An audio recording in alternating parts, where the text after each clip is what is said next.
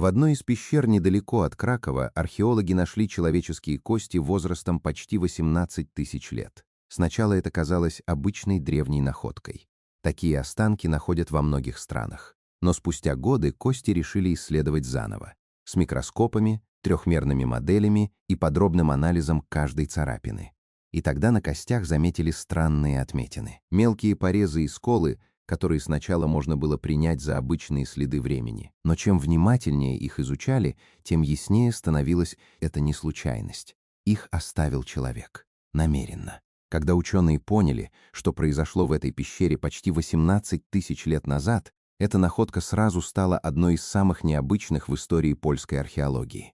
Но самое удивительное, что она оказалась далеко не единственной. На первый взгляд Польша кажется самой обычной европейской страной. Тихие деревни, старые города, но достаточно копнуть землю всего на несколько метров, и начинают появляться вещи, которые трудно объяснить. Могилы людей, которых боялись даже после смерти. Огромные кольцевые сооружения, построенные за тысячи лет до египетских пирамид. Высохшие озера, на дне которых лежат человеческие кости. Древний город, сотни лет скрытый под водой. Почти каждая крупная раскопка в Польше приносит новую загадку.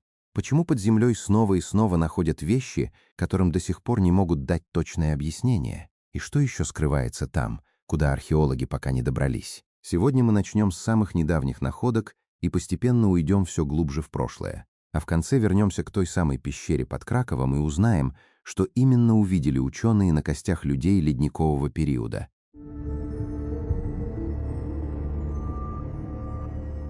На севере Польши есть небольшая деревня Пень. Рядом с ней археологи исследовали старое заброшенное кладбище. Место, о котором почти ничего не известно. Сначала раскопки ничем не отличались от сотен других. Но в какой-то момент они нашли необычную могилу. В ней лежала молодая женщина, которой на момент смерти было не больше 20 лет. Но похоронили ее совсем не так, как остальных. Поперек ее шеи положили железный серп острым лезвием вниз. Замысел был предельно простым. Если женщина однажды попытается подняться из могилы, серп должен был перерезать ей горло. К большому пальцу ее ноги прикрепили тяжелую железную застежку. Скорее всего, она должна была символически запереть умершую в могиле, чтобы она никогда не смогла вернуться. Самое странное, что это захоронение относится примерно к XVII веку. В это время в Европе уже существовали университеты, печатались книги, развивалась наука, а в некоторых странах уже начиналась эпоха просвещения. И все же жители этой небольшой польской деревни были настолько уверены, что мертвые могут возвращаться, что приняли дополнительные меры даже после похорон. Ученые считают, что подобные захоронения могли стать распространенными во время эпидемий. Когда в одной семье или деревне люди начинали умирать один за другим, никто еще не знал о бактериях или вирусах. Поэтому первую умершую жертву иногда считали виновником всех последующих смертей. Верили, что она возвращается из могилы и будто бы утягивает за собой родственников и соседей. Именно так постепенно возникал образ человека, который после смерти становится вампиром. Сегодня такие погребения называют антивампирскими. Когда исследователи начали изучать останки, вопросов стало еще больше.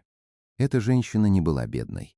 На ее голове сохранились остатки дорогого шелкового головного убора, расшитого золотыми и серебряными нитями. Такие вещи в то время могли носить только очень богатые люди.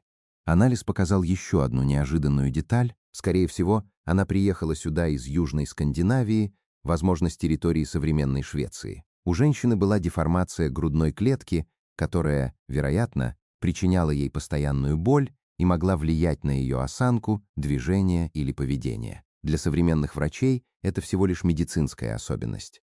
Но жители XVII века вполне могли видеть в этом что-то зловещее. У нее также был один заметно выступающий передний зуб, который могли принимать за клык. Позже специалисты восстановили ее лицо по черепу. Теперь мы можем увидеть молодую женщину, которую несколько столетий назад жители целой деревни считали вампиром. Через некоторое время исследователи снова вернулись на это кладбище и нашли еще одну необычную могилу, на этот раз детскую. Ребенок лежал лицом вниз. Верхней части туловища не было, а к ноге снова прикрепили такой же железный предмет, как и в могиле женщины. По одному из распространенных поверий того времени, если вампира похоронить лицом вниз, он будет рыть не вверх, к поверхности, а вниз, все глубже в землю. Трудно представить, насколько сильным должен быть страх, чтобы так хоронили даже детей. В городе Хелм археологи нашли еще одно необычное захоронение. Череп лежал отдельно от тела, лицом вниз, а сверху на грудную клетку положили тяжелые камни. Судя по всему, их тоже использовали как своеобразную защиту, чтобы умерший не смог выбраться из могилы. В местечке Дравска обнаружили сразу 5 похожих захоронений. У некоторых скелетов железные серпы лежали поперек шеи, у других поперек бедер. Но одна могила выделялась среди остальных. В рот умершей положили монету, а на шею большой камень. Монеты клали в могилы еще с античных времен. Считалось, что это плата перевозчику, который переправляет души в мир мертвых. Но в христианской Европе такой обычай давно исчез. Поэтому его появление здесь стало для археологов еще одной загадкой. Сегодня подобные захоронения находят в разных районах Польши. Несмотря на то, что между ними сотни километров, почти везде повторяются одни и те же детали: серпы, камни, необычное положение тела и попытки любыми способами помешать умершему вернуться. Все это говорит о том, что речь шла не о суеверии одной деревни, а о страхе, который был распространен по всему региону. Откуда вообще появился такой страх перед умершими? Еще до прихода христианства жители этих земель почти всегда сжигали умерших. Они верили, что огонь освобождает душу, а если оставить тело в земле целым, в него может вселиться злое. Тогда умерший сможет вернуться к живым уже не как человек, а как опасное существо. Позже пришло христианство. Сжигать тело запретили, людей начали хоронить в земле. Но страхи никуда не исчезли. Именно поэтому в могилах появились железные серпы, камни, монеты и другие странные предметы. Все это должно было помешать мертвым вернуться. В 2015-м на северо-западе Польши мужчина летел на параплане над обычным полем возле деревни Нове-Обежье. В какой-то момент он заметил на земле огромные круги правильной формы. Когда археологи приехали на место, оказалось, что под полем скрывается огромное древнее сооружение. Такие комплексы называют кольцевыми. Они состоят из нескольких огромных кругов, выкопанных один внутри другого. Ученые считают, что именно такие сооружения стали одной из самых ранних форм монументальной архитектуры Европы. Они появились задолго до первых пирамид, дворцов и каменных храмов. Раскопки показали невероятную вещь. Этому месту около 7000 лет. Оно появилось за 2000 лет до египетских пирамид и за 2000 лет до Стоунхенджа. Самый большой круг достигал 112 метров в диаметре. Для людей каменного века это была стройка невероятного масштаба. Но еще сильнее удивило другое. Ученые выяснили, что комплекс строили не сразу. Сначала вокруг центральной площадки выкопали один круг. Через несколько десятилетий рядом появился второй, потом третий. Так сооружение постепенно росло, а его строительство могло продолжаться 250, а возможно и 300 лет. Некоторые канавы были глубиной около 2 метров.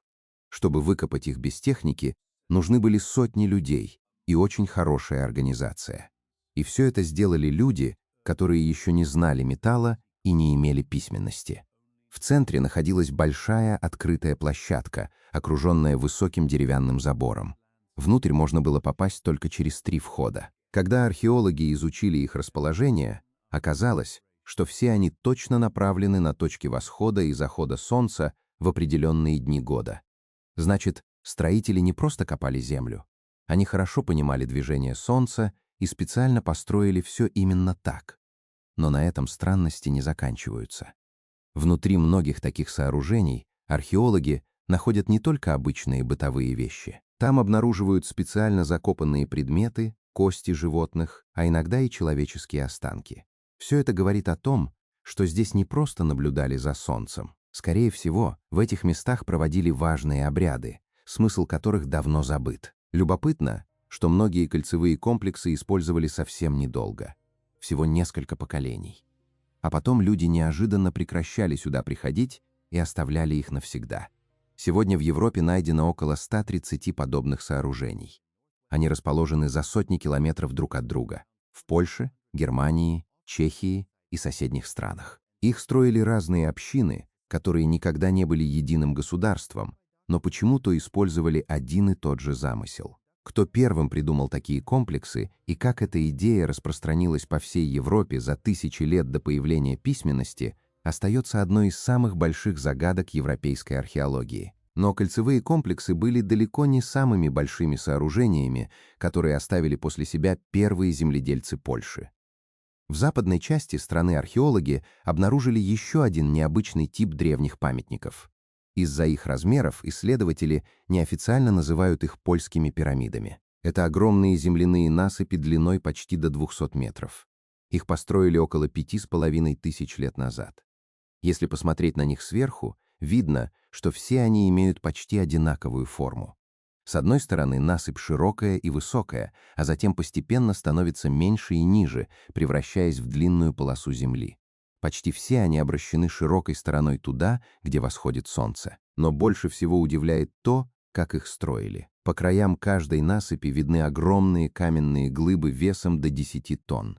Людям каменного века нужно было добыть эти камни, перевести их на большое расстояние и установить в нужных местах. И все это без металлических инструментов, без техники и даже без колеса. Более того, почти все насыпи расположены одинаково, строго по сторонам света. Это значит, что их строители очень хорошо понимали, где именно восходит и заходит солнце, и специально строили свои сооружения по этим ориентирам. Откуда у первых земледельцев появились такие знания, археологи до сих пор не знают. Еще печальнее то, что большую часть этих памятников люди уничтожили сами. На протяжении столетий местные жители разбирали многотонные камни на строительство домов, дорог и хозяйственных построек, даже не подозревая, что разбирают сооружения, которым уже 5500 лет. Но если загадочные постройки еще можно попытаться объяснить древними знаниями, то следующая находка вызывает уже совсем другие вопросы. Когда-то рядом с местностью Папова-Бискупе находилось большое озеро. Со временем оно высохло, его дно превратилось в обычное поле. Однажды поисковики с металлоискателями начали находить там странные предметы один за другим. Во время раскопок археологи подняли со дна бывшего озера более 500 бронзовых предметов. Среди них были украшения и даже человеческие кости. Для людей бронзового века бронза была огромной ценностью. Такие вещи не выбрасывали и не оставляли случайно. Поэтому исследователи пришли к выводу, что оружие и украшения намеренно опускали на дно озера как ритуальные дары. Сегодня Папово-Бискупе считается одним из крупнейших известных мест подобных подношений в Европе. Но кому предназначались эти дары? И почему люди продолжали приносить их сюда на протяжении многих поколений? Еще более тревожную находку археологи сделали у другого высохшего озера недалеко от Хелмна. Там они обнаружили более 500 бронзовых украшений, а рядом останки как минимум 33 человек. Среди погибших были младенцы, дети, подростки и взрослые. Но среди них не оказалось ни одного человека старше 50 лет. Ученые обратили внимание, и на другое большинство останков не были захоронены так, как это обычно делали в бронзовом веке. Кости лежали беспорядочно, словно тела просто оказались в воде без какого-либо обряда. Еще больше вопросов вызвали бронзовые украшения. Их не разбросали вместе с останками. Наоборот, дорогие булавки аккуратно сложили в плетеные корзины и уложили на слой мха. Это выглядело так, словно эти вещи специально готовили для какого-то обряда.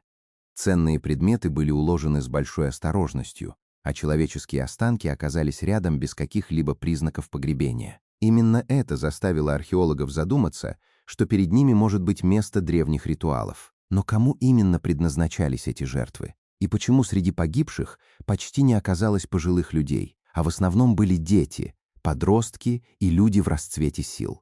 По одной из наиболее обсуждаемых версий, людей и дорогие вещи могли приносить в жертву божествам, связанным с водой. В доисторической Европе озера и болота нередко считались границей между миром живых и миром духов, поэтому именно туда столетиями бросали самое ценное. Если эта гипотеза верна, то перед нами одна из самых ранних находок, связанных с человеческими жертвоприношениями на территории Польши. Следующая находка находится в самом центре Кракова. Над городом возвышается курган Крака, огромный искусственный холм высотой около 16 метров и почти 60 метров в диаметре. По легенде, именно здесь похоронен князь Крак, правитель, который победил знаменитого вавельского дракона и основал Краков. Именно в его честь курган и получил свое название. Но археологи относятся к этой легенде очень осторожно. Пока нет никаких доказательств, что крак вообще существовал. Более того, многие исследователи считают, что сам курган может быть значительно старше легенды о его основателе.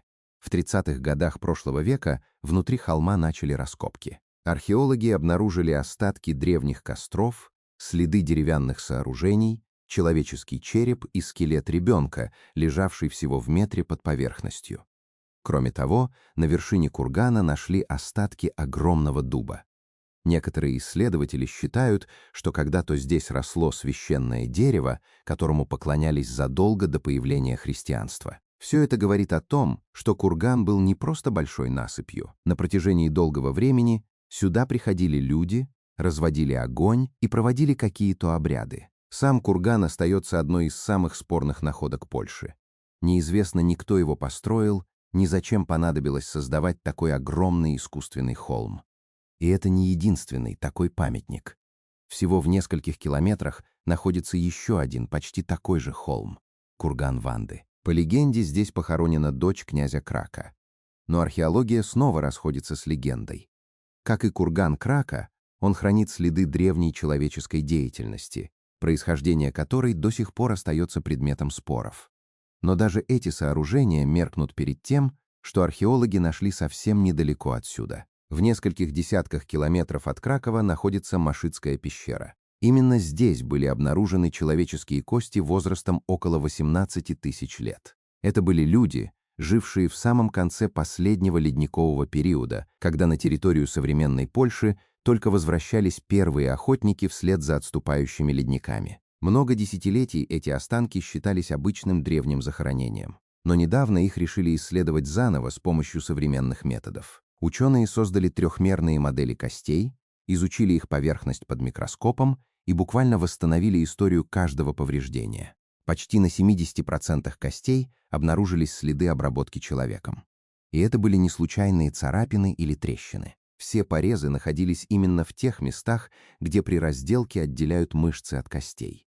Длинные кости специально раскалывали, чтобы добраться до костного мозга, а на нескольких черепах сохранились характерные следы вскрытия. Все это выглядело как продуманная обработка человеческих тел после смерти. Эти следы указывают на каннибализм. Но интересно другое. Кости людей лежали вперемешку с костями животных.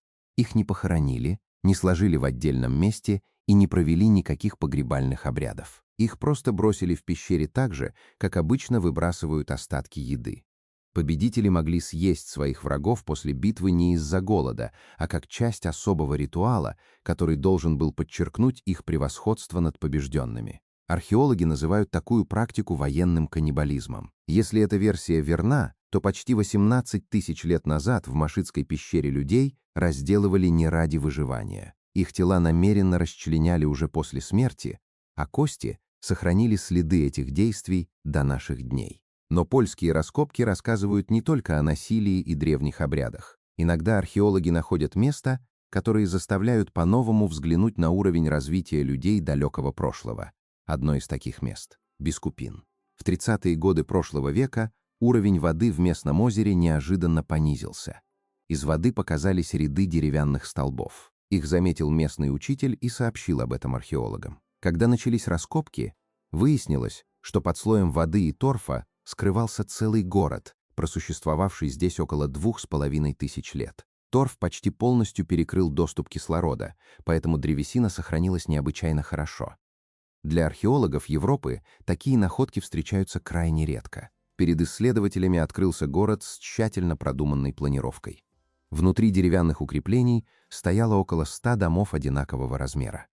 Они располагались вдоль 11 прямых улиц одинаковой ширины, покрытых деревянным настилом. Поселение окружал высокий земляной вал с деревянной стеной, а попасть внутрь можно было только через единственные ворота. По оценкам археологов, здесь жили от 800 до 1000 человек. Среди всех построек не оказалось ни одного большого дома, который можно было бы назвать жилищем правителя или местной знати. Все дома были построены почти по одному плану и отличались друг от друга совсем незначительно. Исследование древесины показало еще одну важную деталь. Почти все деревья для строительства срубили примерно в одно и то же время, около 700 года до нашей эры. Это значит, что поселение не строили постепенно на протяжении многих лет. Скорее всего, его возвели сразу по единому плану. Для раннего Железного века такая организация выглядит необычной. Кто разработал план города? Как удалось организовать строительство и почему жители выбрали настолько строгую планировку? Ответов на эти вопросы пока нет. Однако в 20 веке Бискупин неожиданно стал не только археологическим памятником, но и объектом политической борьбы. Во время Второй мировой войны сюда пришли немецкие археологи. Нацистские власти пытались доказать, что это поселение построили древние германцы, а не предки славян.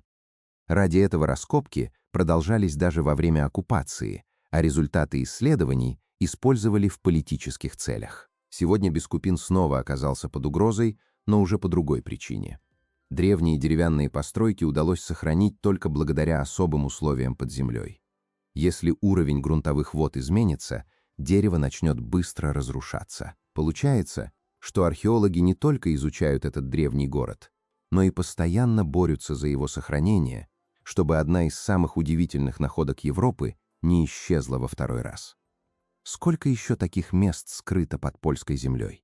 Сколько древних поселений, необычных сооружений и неизвестных захоронений до сих пор остаются под землей просто потому, что здесь еще никто не начал раскопки. На первый взгляд Польша кажется хорошо изученной страной. Но археологи снова и снова находят вещи, которые меняют привычное представление о ее прошлом. Но не все тайны Польши появились тысячи лет назад. Одна из самых известных загадок связана уже со Второй мировой войной. На юго-западе страны находятся Совиные горы. Снаружи это обычные лесистые холмы. Но глубоко внутри скрывается огромный подземный комплекс, который до сих пор полностью не исследован. В 1943-м, когда Германия уже начала проигрывать войну, нацисты начали здесь секретное строительство. Проект получил название «Ризе», что по-немецки означает «великан». Узники концлагерей прорубали в скалах километры тоннелей, большие подземные залы и шахты. Работа шла в нечеловеческих условиях. Тысячи людей погибли, так и не узнав, для чего строился этот комплекс. Именно в этом главная загадка. Одни историки считают, что здесь должны были работать секретные военные заводы. Другие уверены, что под землей строили огромный командный центр, из которого Гитлер мог руководить войной. Есть и версия, что здесь собирались производить новое оружие. Когда война закончилась, оказалось, что большая часть комплекса исчезла. Немцы взорвали многие тоннели, замуровали входы и уничтожили все документы. Даже сегодня исследователи считают, что найдена только часть подземных сооружений. Остальные тоннели могут до сих пор оставаться где-то внутри гор. Именно отсюда появилась одна из самых известных легенд Польши — легенда о золотом поезде. В последние месяцы войны из Вроцлава выехал бронированный поезд, нагруженный золотом, драгоценностями и произведениями искусства. Он направлялся в сторону города Валбжих, но так и не доехал до места. После этого поезд больше никто не видел. В 2015-м двое исследователей заявили, что нашли этот поезд с помощью георадара. Новость быстро облетела весь мир. В Валбжих приехали тысячи людей, а на месте начались раскопки. Но когда археологи закончили исследования, оказалось, что никакого поезда там нет. Георадар принял за него обычные особенности горной породы. Большинство историков считают, что золотой поезд — всего лишь легенда. Но под Совиными горами действительно остается множество неисследованных тоннелей. И никто не знает, что может скрываться за их замурованными стенами. Если хотите увидеть отдельное расследование о комплексе Ризе и легенде о золотом поезде, обязательно напишите об этом в комментариях. Какая находка из этого видео показалась вам невероятной? Антивампирские захоронения, польские пирамиды, следы каннибализма или подземный комплекс Ризе? Напишите свой ответ в комментариях. Если вам нравятся истории, в которых реальные находки оказываются не менее удивительными, чем фантастика, подписывайтесь на канал, ставьте лайк и включайте уведомления.